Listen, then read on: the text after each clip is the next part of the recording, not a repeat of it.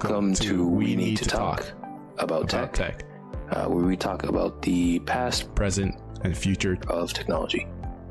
All right. Hello, everyone in podcast land. On today's episode, we're talking about Ethereum getting closer to its proof of stake software upgrade. We talk about the Tesla Rodeo event, where Elon shows off some brand new details from its Tesla lineup. And we're talking about Elon Musk and Twitter. He has gone from friend to foe and is planning a hostile takeover of the company. All right. So, on to topic number one. Most blockchains right now are currently run on a proof of work model.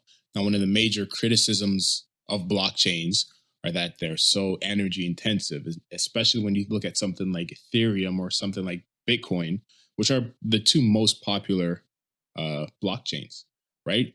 We've talked in the past about, just the energy expenditure of Bitcoin and how it outpaces a lot of European countries, which is pretty crazy to say, right? So one of the major, drawbacks of Bitcoin, of cryptocurrencies, of blockchain technology is just how much energy it takes up. And, people are saying, oh, it's the future. But then there's the other side that's saying, well, how can it be the future if it's taking up all this energy and it's, it's causing an energy crisis? So as I said, the current model for most blockchains, including Bitcoin, including Ethereum, is proof of work, which takes up a lot of energy. Ethereum is switching over to something called proof of stake, which takes up a lot less energy. Now, just a little bit of a backstory as to what's going on. They're turning on their mainnet shadow fork, which is just the name of the stress test that they came up with to see if this new proof of stake update will work. If it's successful and, they're able to switch over to proof of stake from proof of work, it will reduce energy use by 99%, which is a very large percentage of energy use. So they started this test on Monday, April 11th. So far, it seems like the stress test has gone hugely well.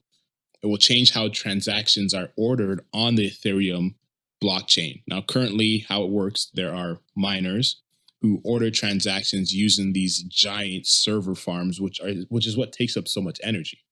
But after they switch over, and this event is called the merge, when it switches from proof of work to proof of stake. So when the merge happens, they switch over, the miners won't be necessary anymore. And all the transactions are going to be ordered and done by stakers now, who are using swaths of Ether and whatever blockchain or cryptocurrency they'd be using. Now, right now, Ethereum is kind of the most important commercial network when you look at the majority of NFTs, right, which are another popular thing that we've talked about, a lot of people in the news have talked about. Most NFTs are built on the Ethereum blockchain.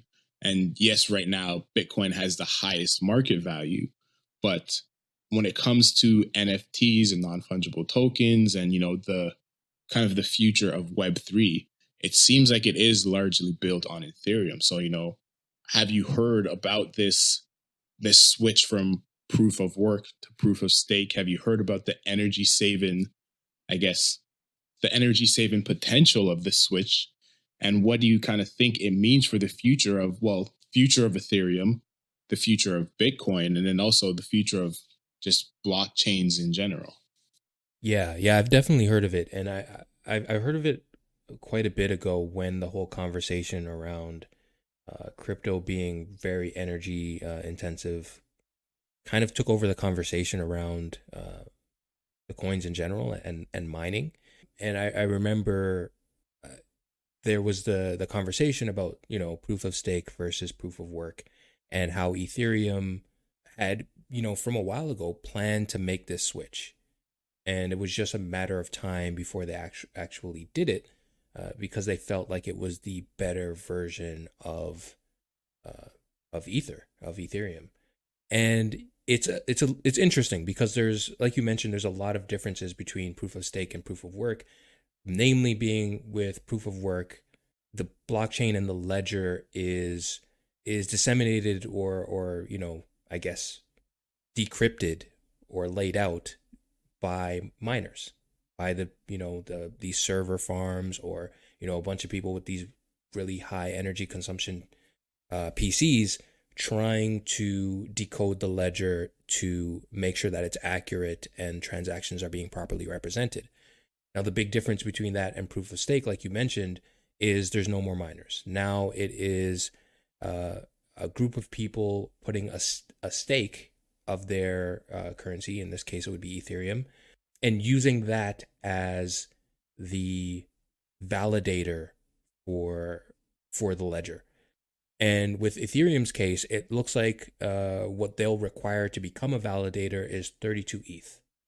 So that is to potentially become your own validator. And where this is really important is because in proof of work, mining and contributing to that ledger is what allows you to earn pieces of whatever crypto. For example, Bitcoin mining, you'll earn portions of Bitcoin every time you contribute to the ledger. With proof of stake, it will be similar if you're a validator. So if you're not a validator, you're generally not earning any passive crypto the way that you would as a miner. So, with these validators, there's going to be generally with a crypto and proof of stake, there's going to be a limited amount of validators. I don't know if I know the amount of validators for Ethereum is definitely lower than like the amount of miners that would have been available, but it's still pretty high compared to other cryptos that use the proof of stake method. So right now, I believe on their website, they're saying that there's just over 344,000 validators. So like I said, in order to become a validator, you have to lock in 32 Ethereum. So you can't move it, you can't spend it. If you're a validator, that 32 Ethereum is just there to contribute to the ledger. It's not there for any other purpose. You can't take it out, you can't use it, but you're getting some kind of almost like interest by becoming a validator. So you're earning little bits of Ethereum that way. It kind of reminds me a little bit of like a GIC and like the more typical kind of, I guess, terms where you would put money into a bank and it would be locked there for a certain amount of time and you earn money. Obviously, it's very different, but that's an easy way to think of how that works. Now, they're also going to be a different type of validator called pooled staking. So this will essentially be, because obviously not everyone who has Ethereum has 32 ETH to just lock in there. That's a lot of money in terms of USD if you do the conversion. But essentially with pooled staking, the benefits are going to be a lot lower, but essentially what it would mean is that a bunch of people can pool together to become a staker or for Ethereum. And I guess depending on how much you contribute to that pool would be how much you would earn in terms of receiving Ethereum or bits of Ethereum for contributing to that ledger. So yeah, this is a really interesting change. Now, there are some criticisms. Like the big benefit, like you mentioned, is that because there's no need for miners in this model, it's a lot more energy efficient. And that's great. But there is a big, I guess, concern for some people where proof of stake could potentially allow whales to hijack the ledger. Now, this is something that isn't necessarily a given or is going to happen or even proven that it can happen, but because with proof of stake, the larger amount of Ethereum you have, the more ability you have to contribute to the ledger, it kind of shifts the weight from in proof of work. Almost everyone who's contributing to the ledger has an equal amount of ability to contribute to the ledger. With proof of stake, the person or the staker who has the most amount of Ethereum is going to get priority to contributing to the ledger. So essentially what I think the fear for some people could be is that if you wanted to inject changes to the ledger that maybe might benefit you or the highest staking members of that crypto, you could potentially do that because you're going to get priority over contributing to the ledger. Whereas in proof of work, that's a lot harder because it doesn't matter how much, in case of Bitcoin, it doesn't matter how much Bitcoin you have. You don't really have more power to contribute to the ledger as opposed to just, someone else who has a mining machine. But yeah, this is an interesting one. Definitely crypto is one of those situations where it's new for a lot of people, including myself. It's kind of difficult to understand in terms of how this technology and how the blockchain works. But yeah, Ethereum, they're going to make the switch. Hopefully it works out. But yeah, it's going to be a major test to see. The two biggest cryptos are going to be running two different methodologies to see which one actually pays off. And I wouldn't be surprised if proof of stake does it, because it's better for the whales who own a lot of the crypto, but it's also better for the environment overall. So yeah, I guess it's kind of interesting to see how it'll turn out. Now I'm not sure if they've announced this, or I'm not sure if it has been announced yet, but has Bitcoin talked at all about switching over to proof of stake? I mean, if we're seeing a 99% reduction in energy use, that's a lot, right? It's not like saying, okay, we'll cut our energy use in half, or we'll reduce it by 30%. 99% reduction is a pretty big deal. And yes, Bitcoin is the number one in terms of market value right now, the number one cryptocurrency, but I could see Ethereum passing it very soon, especially as we both mentioned how much energy Bitcoin uses and how much more efficient Ethereum is going to be. I mean, it's been growing already on the same system as Bitcoin, on the same proof of work system, on the same very energy intensive system. So the fact that it's grown in popularity already, and now if you say, hey, to add to why this thing can be so successful, why this could be the future of Web3, not only is it perfect for NFTs and is it, perfect for transactions online, but it's also, hey, this is using way less energy than Bitcoin is. So do you think that, once again, I don't know if it's been announced yet, if Bitcoin is planning to switch over to proof of stake, but let's assume that this is successful for Ethereum. Do you think Bitcoin and then even other cryptocurrencies start making the switch over? I could definitely see other cryptos switching over, especially smaller amounts. And this is coming from someone who doesn't know everything about crypto and is doing a lot of speculation here. Probably there's a lot more educated people than me about it who will have a better idea. But specifically with Bitcoin, the culture around Bitcoin is so heavily shaped around the proof of work model, from even, the idea of the Satoshi that you're earning every time you're contributing to the ledger, which is like a small portion of Bitcoin, essentially. That's such a huge factor for why Bitcoin became as popular as it is now. This idea that it's kind of this even playing field for anyone to kind of get involved. I feel like the proof of stake model does not meld with that at all, despite the fact that it's such a benefit in terms of energy efficiency. And I do think there is a potential that Ethereum could be taking a risk here, although I think it's a lot easier for Ethereum to do this than it would be for Bitcoin. Bitcoin is a much larger ledger and crypto overall that I imagine for them to switch gears now would be very difficult. What I can see happening is, let's say, for example, this really helps Ethereum take off and people really respond to this proof of stake. Maybe there could be spin-offs of Bitcoin that are Bitcoin but with the proof of stake model. Or if Bitcoin starts to shrink to the point where the changeover could be a lot more feasible and easier for them to do, maybe. But yeah, I definitely think this is going to be a line in the sand between the two of them.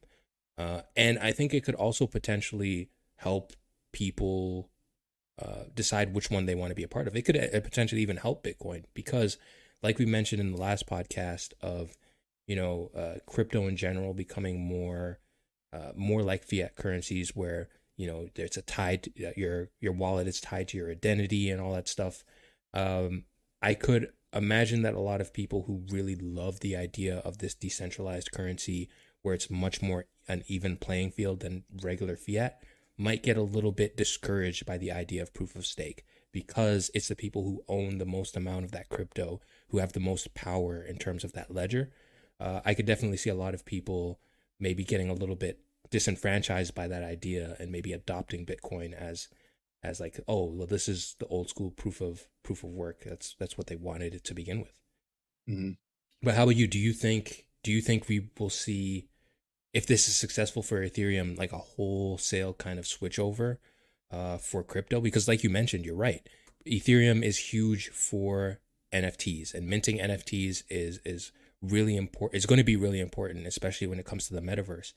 And I imagine a lot of companies like Ubisoft, who's trying to do it right now, and all these traditional companies will want the added, I guess, PR of saying, hey, we're using the energy efficient model. So yeah, this could potentially be a huge boon for a lot of these cryptos. Do you think that most of them are gonna take control of that narrative and switch over to proof of stake? I definitely think so. And kind of as I was saying before, Ethereum has been so successful already. I think if this is successful, this proof of stake switchover and this energy reduction, yeah, I think before this, I would have said that Ethereum will be the number one blockchain cryptocurrency. If this is successful, 100% it's going to be, like, without a doubt in my mind, simply just from the fact that it's used so widely. I just want to say one quick thing to clarify. So the big kind of argument against proof of stake, like I mentioned, is the idea of the ledger. Just to break that down a little bit, for a little bit more information. Essentially, what can happen is the ledger is a list of transactions that's happening on that blockchain. And it's always happening, and it's kind of like encrypted so that the amount of Ethereum or Bitcoin or whatever crypto you're trading can't be disputed, because there's a record of every single transaction that happens. It's what you mentioned in the last podcast as well, of just how much information there is of every transaction that's happening. With proof of stake, both proof of stake and proof of work, there can be conflicted ledgers essentially being passed around the network, and it has to get resolved some way. So for example, let's say I have 15 Bitcoin in one ledger, and in the other ledger it says that I have 13. That has to get resolved in some way. So with proof of work, it's all of these miners kind of coming together to compare all these ledgers that have been passed around to find out which one is the most accurate. And then that's the one that continues the ledger going forward. With proof of stake, it's not everyone contributing that same way. It is the stakers that are contributing and saying, okay, this person has more Ethereum or Bitcoin or whatever the crypto is. That's the ledger we're going to go with. So that's the big concern of that. If there is a conflicting ledger, the potentially Bitcoin or whatever crypto could be manipulated in a way where if the whales decide that they want a particular ledger to go forward, that could potentially happen. There's no guarantee that will happen, but that's the big fear with proof of stake. And I just wanted to clarify that a little bit before we move on. But yeah, that's it. All right, and our second topic of the podcast is the Tesla CyberRodeo. It was an event in Texas, I believe, where Tesla and Elon got to talk about their new gigafactory in Texas and how it was going to pan out for the next year or so in terms of what they're going to be manufacturing. And it was I personally didn't watch the event in its entirety, but it definitely seemed like it was a pretty exciting event for a lot of Tesla fans, because there was some pretty interesting news. The biggest of which is the fact that the Cybertruck will be in production and start coming out and being shipped to consumers as early as 2023, according to Elon. They showed off a new version of the Cybertruck new in the sense that it's been made a little bit more street legal, where now it has side view mirrors, the tires have changed to more traditional style tires, and the door handles have been removed. And they did confirm they're still going to be going with the bulletproof glass. They didn't want to test it on stage this time, but they did confirm, yes, it's still going to be the bulletproof glass. But yeah, that was one of the biggest announcements. There was also the fact that, they showed off this new factory and how gigantic it was. And it's so long, I guess, in terms of, because it's a flat building, but they compared its length to the height of, the tallest buildings in the world. And they, according to their measurements, it's the tallest. It's longer than the tallest building. They're talking about how gigantic this factory is and just how much they want to optimize the workflow in terms of creating Tesla vehicles, where Elon made it this an analogy of how it's almost like a workflow where the parts will enter in one side of the building and then a finished car will exit the other side. So they wanted it to be that kind of seamless flow in terms of manufacturing. And yeah, they're claiming that this is going to be the best, most advanced manufacturing plant for cars. And it definitely looks very impressive. Another big announcement was that they're going to start manufacturing the robot next year as well. I believe they called it Optimus. I don't know if it's Optimus or Optimist, like Optimus as in Optimus Prime, or Optimist as in, someone who's really positive, an optimist. About the future. Yeah, so I don't know which one it is, but it's going to be called Optimus, and they're saying that it's going to be in production as early as next year in terms of the first version. So it sounds like they are going to iterate on this maybe a lot more frequently than they do on their vehicles. But yeah, this was overall a really interesting kind of event. There was a lot of fan service there, including a light up picture of Doge, the Doge meme in the sky. There was, almost like a party going on, people screaming and crying and having a great time for this event. So yeah, it was definitely a big event. People were really happy. And according to Elon, we're going to see Cybertruck, we're going to see the robot, and potentially we're even going to see the Semi, and maybe even a Roadster relatively soon. Whether or not they can stick to that time frame, who knows? I don't even think it's all on them at this point. Supply chain has been messed up for every car company overall. But yeah, it's going to be interesting to see where they actually go with this new factory and how successful Tesla can be with the state-of-the-art facility. But I'm curious, did you get to see any of this event? Did you get to see the new version of the Cybertruck? And does it maybe make it a little bit more enticing to you to see a more real-looking Cybertruck out in the wild? I didn't know about this event until you brought it up. I didn't get to see it. I've seen pictures from it, but I also didn't watch the event. I'm not buying the hype.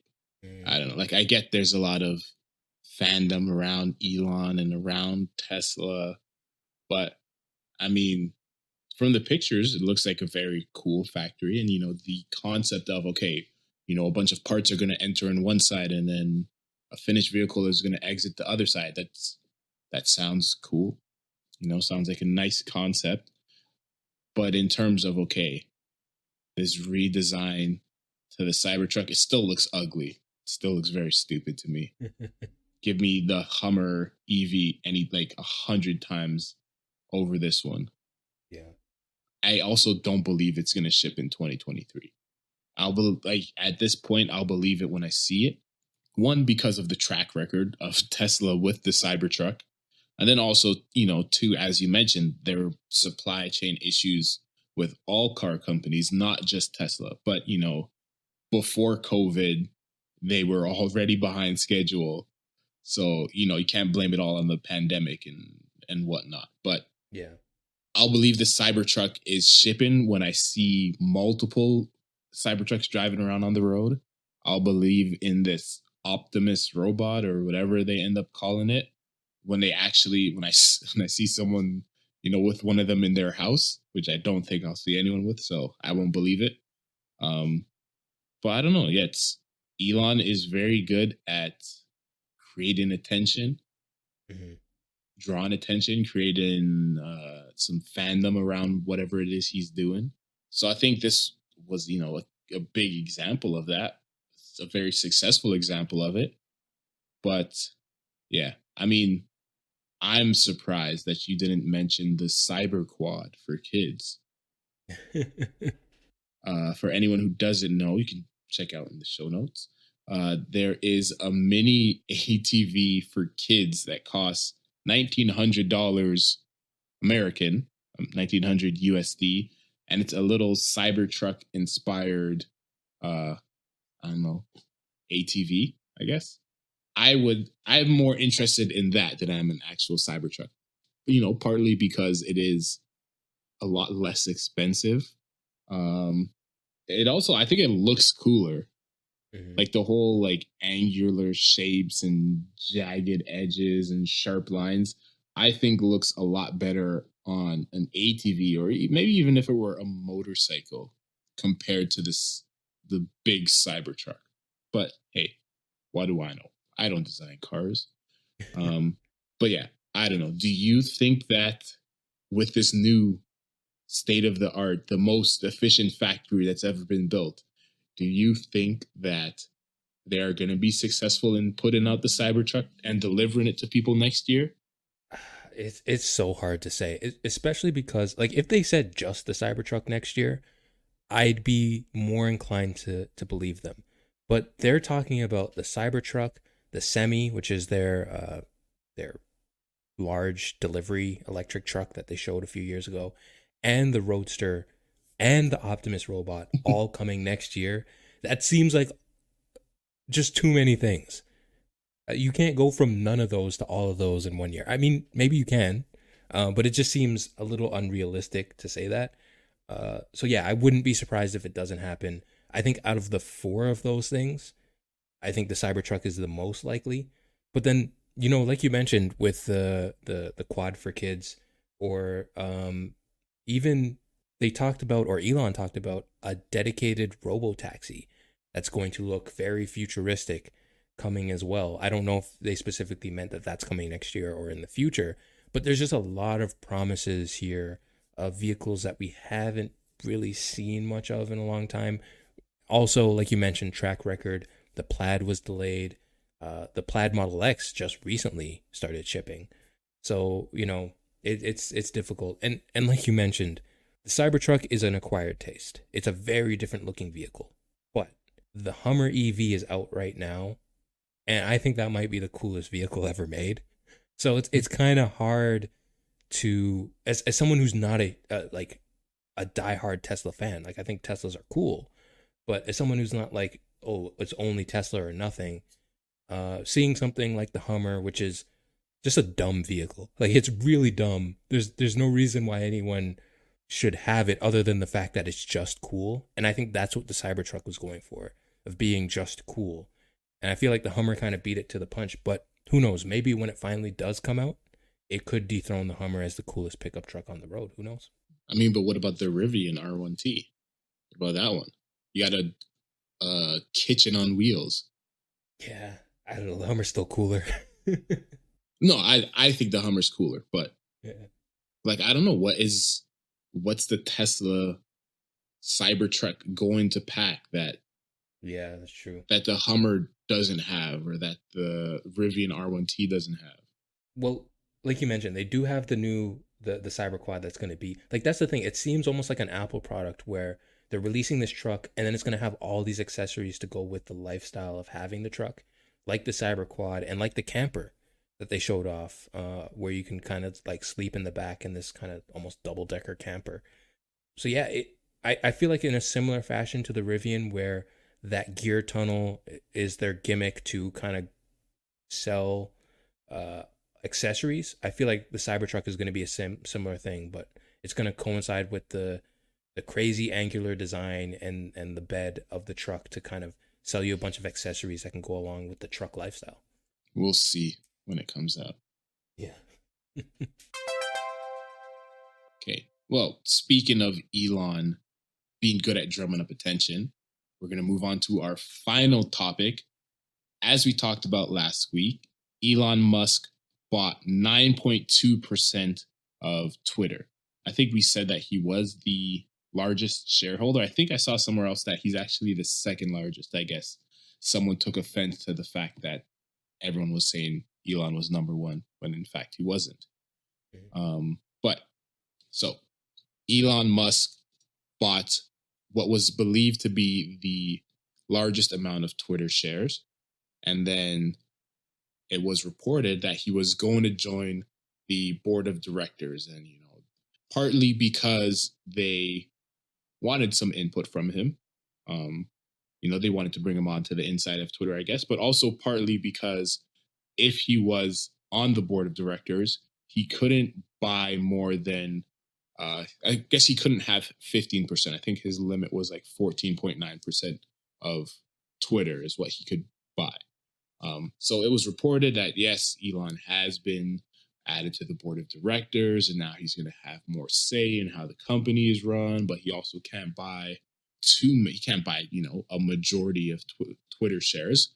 And then later on, or I guess in this week, it came out that he actually declined that appointment to the board of directors. He said, I don't want to be a part of the board. I'm going to go about things a different way. One kind of point that people are making is that as part of him joining the board of directors, along with, okay, you can't buy more than 14.9% of Twitter stock, but also he would have had to be a fiduciary, which means he would have had to act in the best interest of the clients and shareholders. So he couldn't make a change to Twitter because he thinks that that's what Twitter should do if it would affect the shareholders, if it would affect either how much their stocks are worth or, something of that nature. So he declined to be appointed to the board. So everyone was like, oh, wow, Elon's going to try and blow up Twitter. Everyone thought when it was first announced that he bought so much of Twitter was, okay, he's going to try and hostily take over this company. And then they appointed him to the board, and then everyone's like, oh, well, no, they're adding him to the board. He has more say now. This isn't a takeover. He's just, has a very vested interest in Twitter. But now that he's declined it again, everyone's back on Elon is trying to blow up Twitter. And just recently, I want to say we're recording this on April the 14th. I think it was April the 13th. It was announced that Elon Musk delivered a letter to the SEC, to the board of directors, saying he wants to buy Twitter for $43 billion. So not, buy another 9%. He wants to buy 100% of Twitter, $43 billion, valued at $54.20 per share, 420. And he wants to buy it and take Twitter private. Now, part of his reasoning for this is he says that Twitter has to go private in order to undergo the changes that need to be made for it to be a successful platform, pretty much. So we've spoken a little bit. I know you've kept up with the whole saga of Elon and Twitter, but what are your thoughts on him refusing or declining the, being added to the board of directors? And then what are your thoughts on him now saying, hey, I want to buy all of Twitter, 100%, take it private? Is it surprising to you, or is this kind of to be expected from Elon? I don't know if it's expected from Elon, but I'm definitely not surprised. And I'm kind of a little bit surprised that I'm not surprised, if that sentence makes any sense. But yeah, it's just the way this whole thing kind of panned out. Originally, when he purchased the shares of Twitter, and it was theorized that he was now the largest shareholder in Twitter, and regarding his tweets in the past about Twitter, he wanted if people want Twitter to change, and clearly it was kind of a leading question. He definitely wanted Twitter to change. So I think when he made that tweet, he had already bought the 9.2%. 100%. Yeah, it was like a week before, or just over a week before, he had already purchased that. So yeah, from that, it seemed like he initially just wanted to change Twitter. He's a big fan of Twitter. He uses it a lot. But he seemed like, he wasn't a fan of how the company was being run. So when he purchased those shares, it felt a little aggressive to buy that many shares in just one swoop like that, but then also have the conversation around Twitter changing. And it seemed like a lot of Twitter was, in terms of Twitter executives, were kind of appeasing him in that way, in terms of, we'll make you a board member. We'll talk about the edit button, even though that's something we've been planning to do for a while. It's essentially, it seems like they were trying to protect Twitter's autonomy because they probably felt like this was coming. So when they announced that he would be a member of the board, and it seemed like he was going to accept, and then kind of immediately declined the day he was supposed to join, I felt like this was all just the chips falling in motion of where he was actually what his hand was, and he was finally going to show his hand of what he was planning on doing.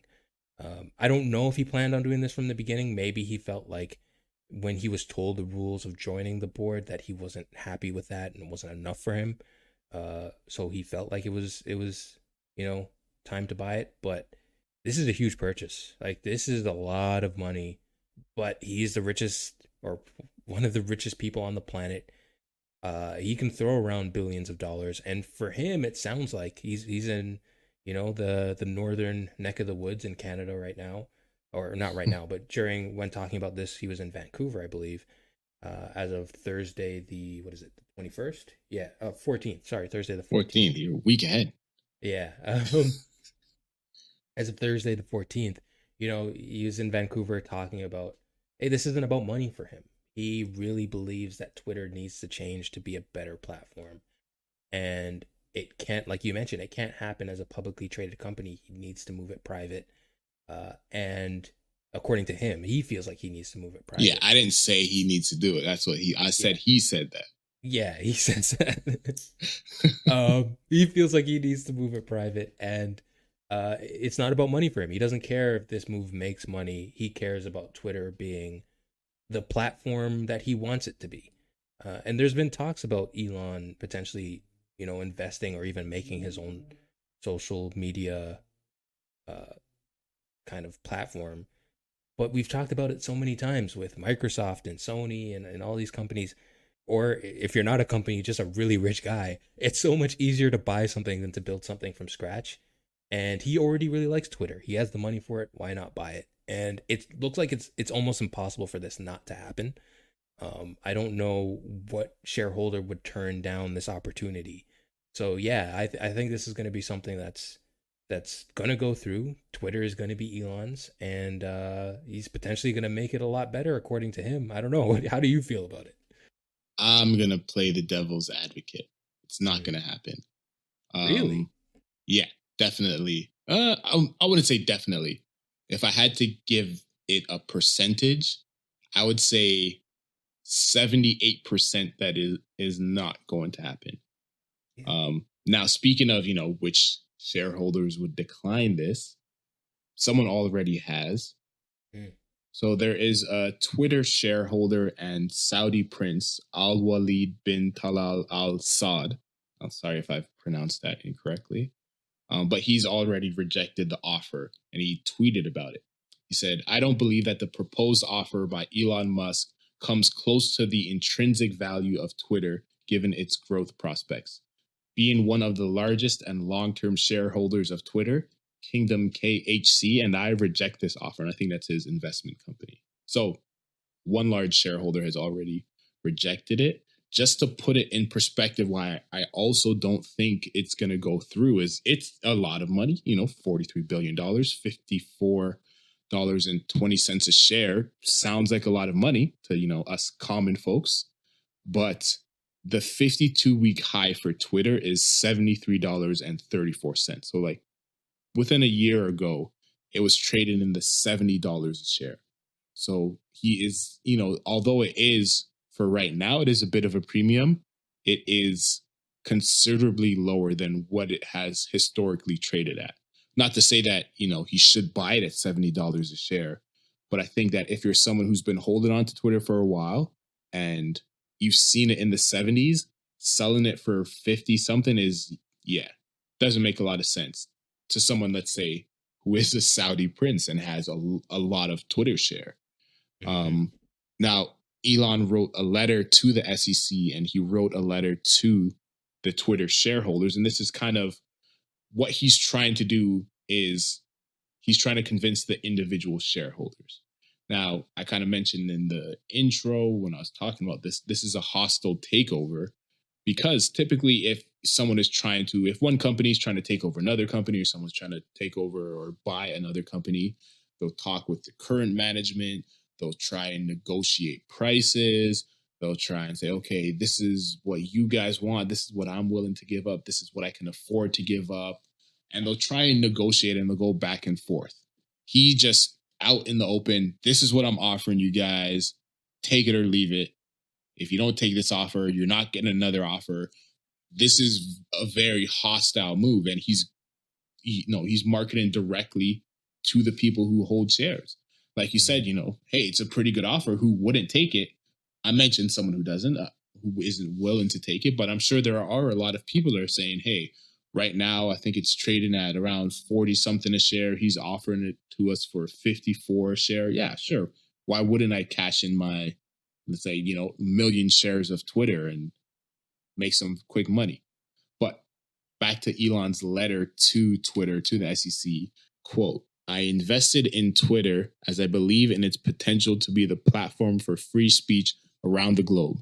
And I believe free speech is a social imperative for a functioning democracy. Twitter has extraordinary potential. I will unlock it. I would need to reconsider my position as shareholder, says Musk, if this offer is not accepted. So it's a little bit of a threat saying, hey, I want to buy this company. If you don't let me buy it, I'm going to sell all my shares. And this, what's interesting, what's tricky about this, right, is when Elon bought it, the share price went up. Because as we mentioned recently in this podcast, as we've mentioned multiple times, whatever he touches, whatever he's interested in, people are like, oh, wow, I want to jump on that. Elon's so successful. He knows what he's doing. He can run so many successful companies. I want to be a part of that. So the share price went up. But if he were to sell, and if he were, well, it would have to be made public at some point, that would definitely cause the price of Twitter to drop again, right? Probably maybe even below what it was trading at before he bought it. Yeah. But what's interesting is, along with all this stuff going on, there's actually a class action lawsuit being launched against Elon for his trading practices. Now, he faces a class action lawsuit that alleges his delayed filings reporting his purchase of Twitter shares kept Twitter's share price artificially low. So he was required to disclose his filing by March 24th. As we mentioned, he disclosed of it on April 1st. So I guess like about a week later than he was supposed to. And in that time, he was buying more Twitter share. So what this allowed him to do, or what the lawsuit is alleging it allowed him to do, is it allowed him to buy more shares at a lower price and cheated sellers of increased profits that they would have gotten. And when he filed his Twitter stake, or when he announced that he, purchased these shares of Twitter, shares rose 27% from $39.31 on April the 1st, which is when he announced it, to $49.97 on April the 4th. So a 27% increase from when he announced that he bought it to, let's say 3 days later. But he was buying shares that whole, if you think of whenever he originally bought it, he's been cheating the people he was buying shares from out of profits. Because he probably knew that, hey, I could buy more shares, I can get more, percentage of this company for my dollar if I don't announce it, or if I announce it a little bit later. And that's kind of what this class action lawsuit is revolving around.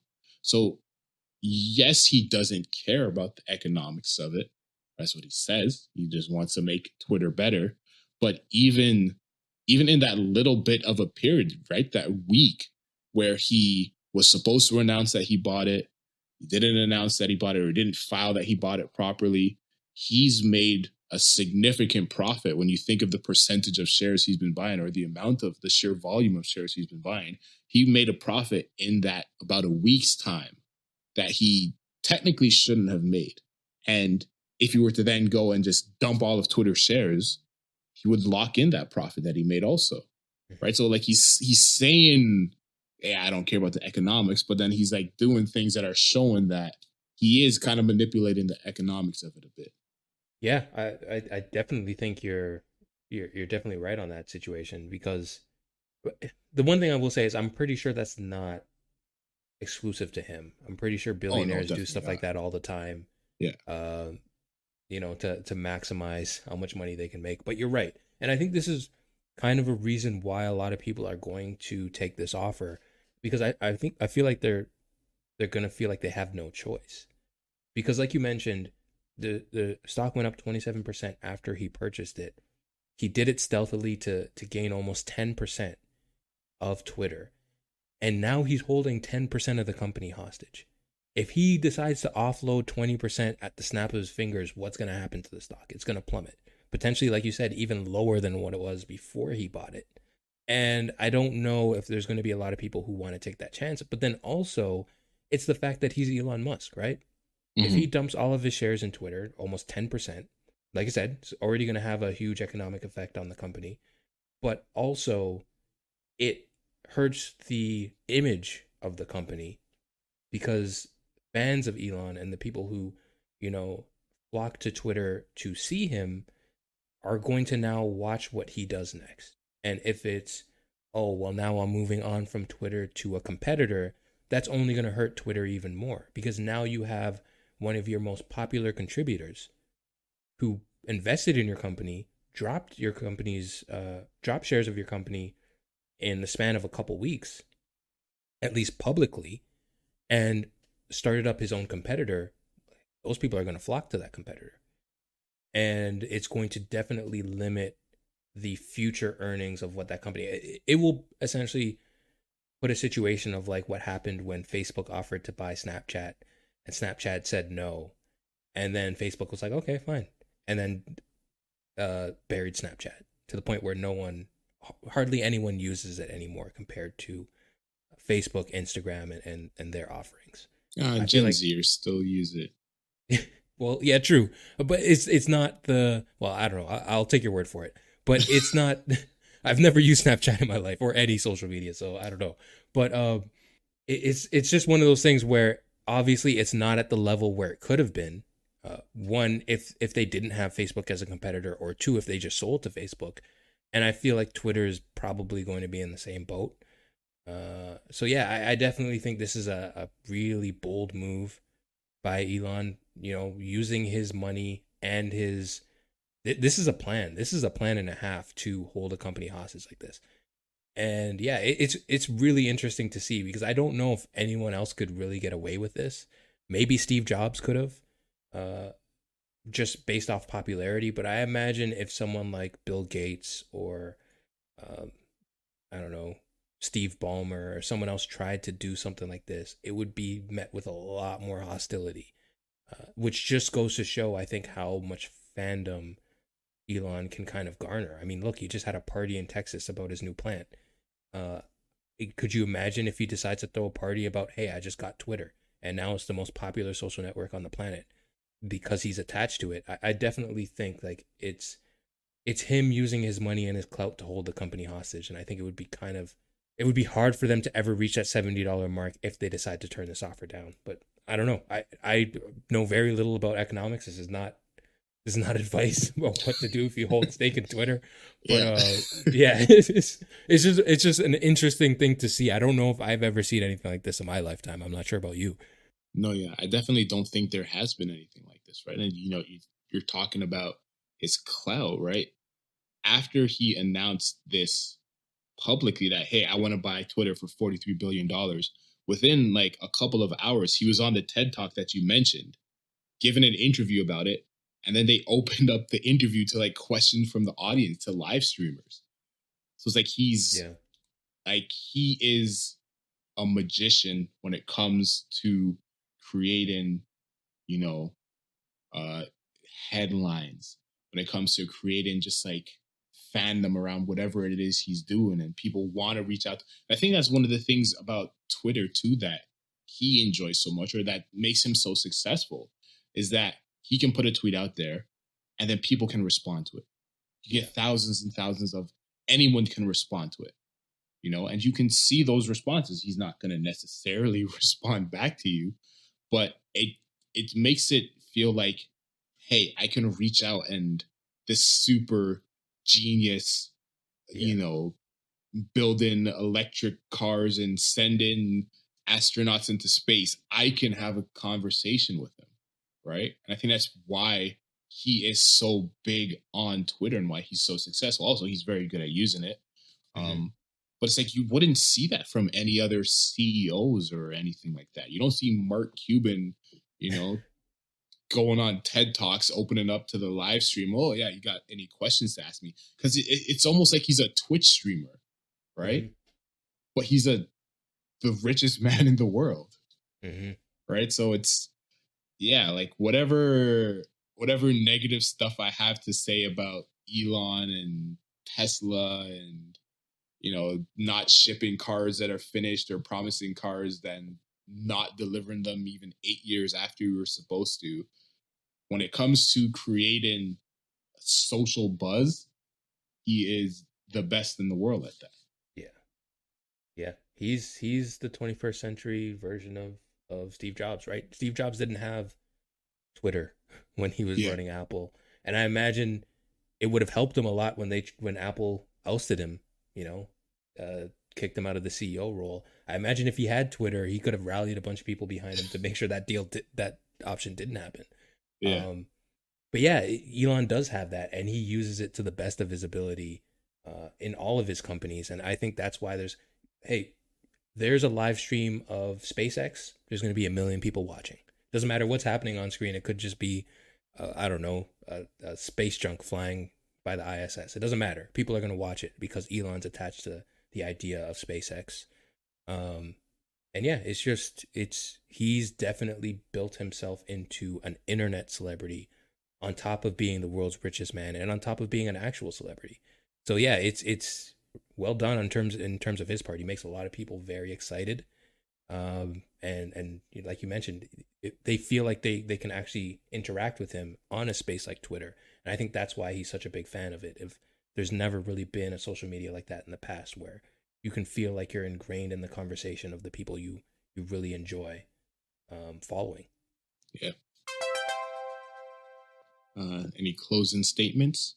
Not really much. I know with this particular topic of Elon buying Twitter, there's a lot of conversation about, making the platform, freer and freedom and stuff like that is being thrown around.